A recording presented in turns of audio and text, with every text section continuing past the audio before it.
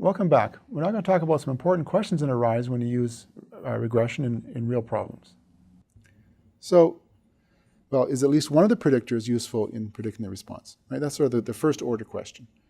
Do the predictors on the whole have anything to say about the outcome? If not, we probably want to stop there. But given that there is some effect overall, which of the predictors are important? Are they all important or only some subset? How well does the model fit the data? And also, given a set of predictive values, what response value should we predict? So what's our prediction of sales given a certain level of advertising in the three modes? And how accurate is that prediction? So these are all things we can answer from the model. Well, at least 1, 2, and 4. 3 we'll examine by looking at some alternative models. So to answer the first question, is at least one predictor useful? Does the model overall have any predictive value? We look at the drop in training error. So this is the total sum of squares. Remember, if we just use the mean to predict, that's the no predictor model. This is the residual sum of squares achieved using all 3 predictors. And we can look at the drop, the percent variance explained, which actually I've got here for that. We defined this earlier. Now it's 0.897. So it was about 0.6 something before. Now by adding the 2 more predictors, we've increased that to 0.897. So this says that we reduced the variance of sales around its mean by almost 90% by using these 3 predictors. That seems pretty impressive. To quantify that in a more statistical way, we can form the F ratio, which is defined as follows. It's the drop in training error divided by P. P is the number of parameters we fit. Here it's 3, right? The 3 kinds of advertising budgets. Divided by the mean squared residual. So N is the sample size, and we subtract off the number of parameters we fit, which is P, plus 1 for the intercept. So statistical theory tells us that we can compute the statistic, and under the null hypothesis that there's no effect of any of the predictors, this will have an F distribution with P and N minus P minus 1 degrees of freedom. And again, there are tables of this, or your computer program will compute this for you. The F statistic here is huge, okay? And its p-value, I haven't recorded here, but it's less than 0.0001. So this says what we kind of believe already looking at the previous tables and the graphs, that there's a strong effect here of the predictors on the outcome. They certainly have something to say about the outcome. Okay, when we fit linear regression models, one of the things we have to do is decide on what are the important variables to include in the model. By the way, this is not Rob anymore. Rob asked me to do this section because it's a little hard for him. Get in. So the most direct approach is called all subsets or best subsets regression. So basically what you're going to do is you're going to compute the least squares fit for all the possible subsets of the variables and then choose between them based on some criterion that balances the training error with the model size. Now, this might seem like a reasonable thing to do if you have a small number of variables. But it gets really hard when the number of variables gets large. So if you've got p variables, there's 2 to the p subsets.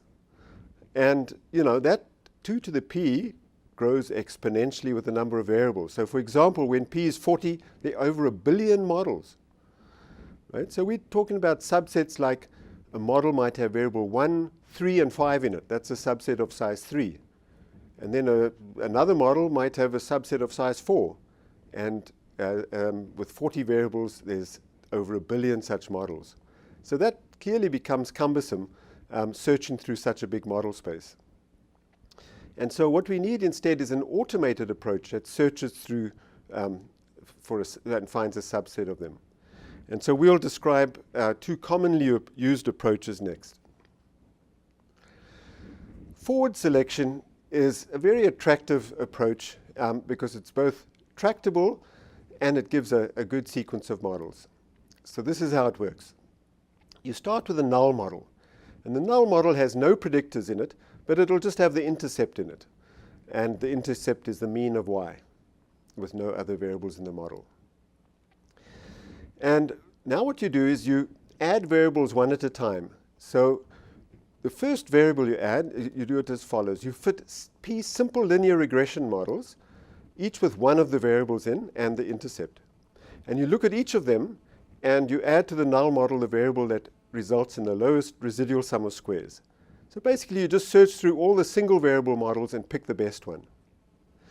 Now, having picked that, you fix that variable in the model, and now you search through the remaining p minus 1 variables again, and find out which variable should be added to the variable you've already picked to best improve the residual sum of squares. And you continue in this fashion, add in one variable at a time until some stopping rule is satisfied. For example, when all the remaining variables have a p-value above some threshold. Now this sounds like it might be computationally quite difficult as well, but it turns out it's not. There's some clever tricks you can use to do all these evaluations very efficiently.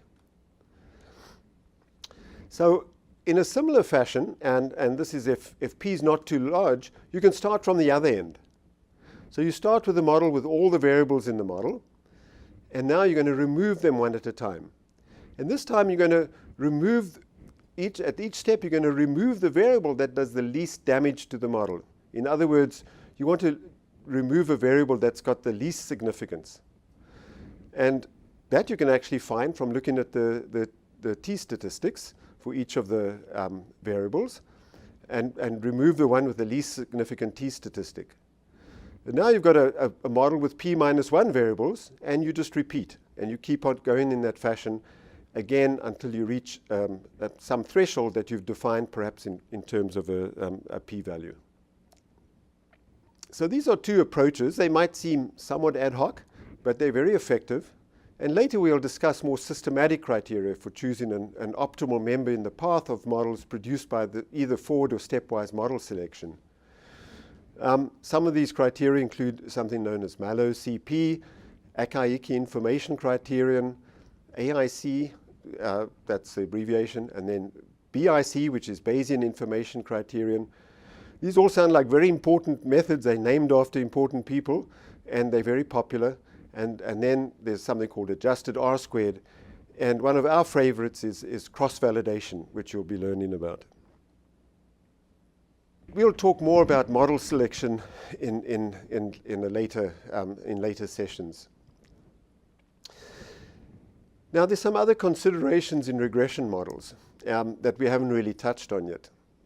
And the one is qualitative predictors. So some variables are not quantitative, but qualitative.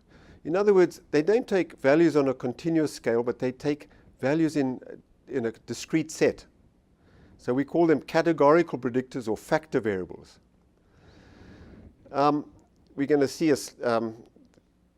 a matrix of data in the next slide. It's a credit card data. In fact, I'll just take you there now. And so here's a bunch of variables on credit cards and ratings. And we see the current balance on the credit card, the age, number of cards, and so on. These are all quantitative variables. Now, in addition to these variables, we have some qualitative variables. So one of them is gender. So that takes on values male and female. Student, so the student status of the card holder, whether they're a student or not. So these are qualitative values. Marital status, say married, single, or divorced. There's no order really in those variables. They're just different categories.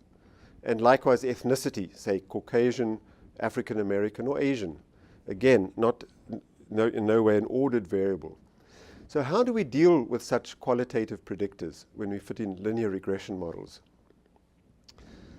So let's consider our example on credit cards again. Imagine investigating the difference in credit card balance between males and females, ignoring the other variables. So what we do is we create a new variable. Let's call it xi. And it's going to, x, we call it x, and the ith value is going to be 1, if the ith person is a female, and a 0 if the ith person is a male. So we got a name for such a variable. We call it a dummy variable. It's a created variable just to represent this categorical feature. Okay? So for each value of I, we score an individual as 0 or 1, depending if they're female, male or female.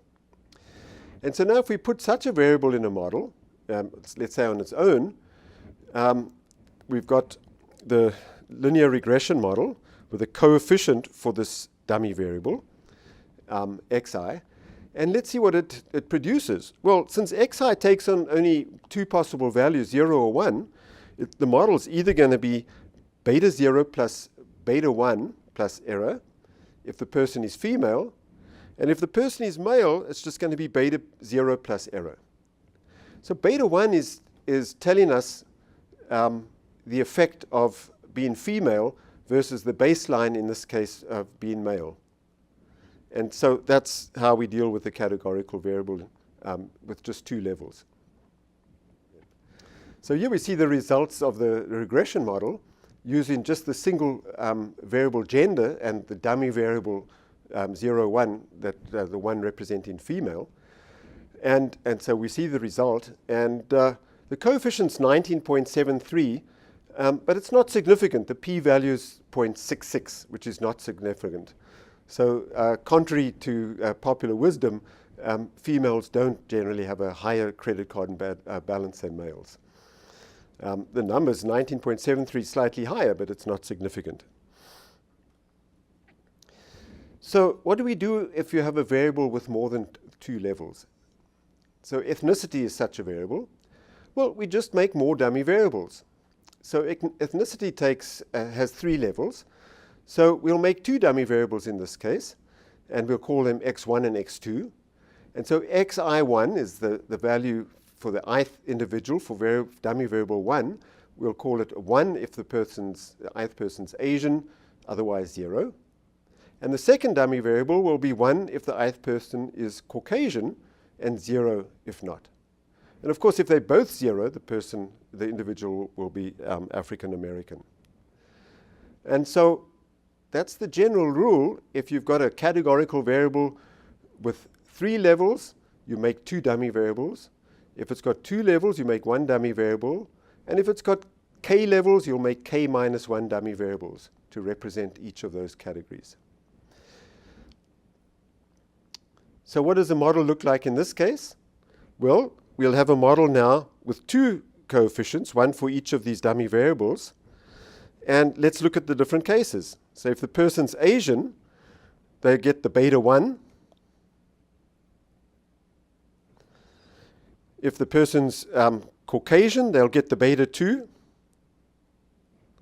And if the person's African American, they don't have beta 1 or beta 2, so the baseline beta 0 represents such an individual. And so what we see now is that beta 1 represents the difference between the baseline beta 0, which is African American, and the difference between that individual and an Asian. So it's the additional effect being for being an Asian, and beta 2 is the additional effect for being Caucasian.